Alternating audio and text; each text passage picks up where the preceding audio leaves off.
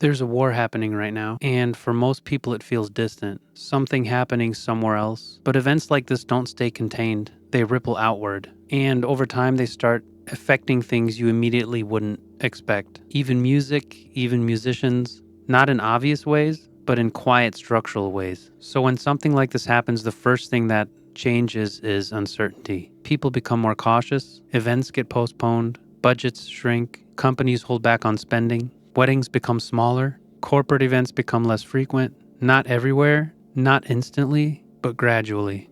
And as a working musician, you start to feel that. Then there's the economic side. Fuel prices rise, costs go up, and that affects everything around live music. Touring becomes harder, events become more expensive to run, and clients think differently about what they spend money on.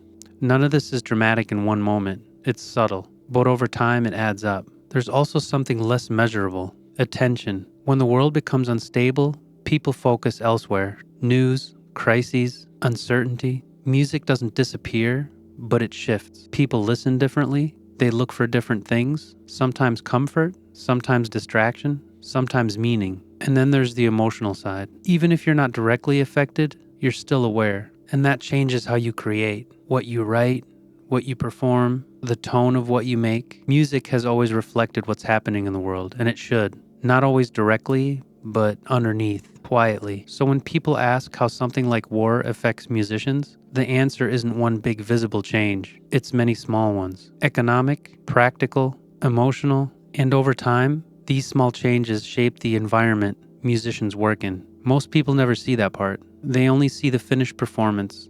But behind it, the world is always influencing the work, even when it's not obvious. So long ago, I was actually in the Army myself, in the US Army.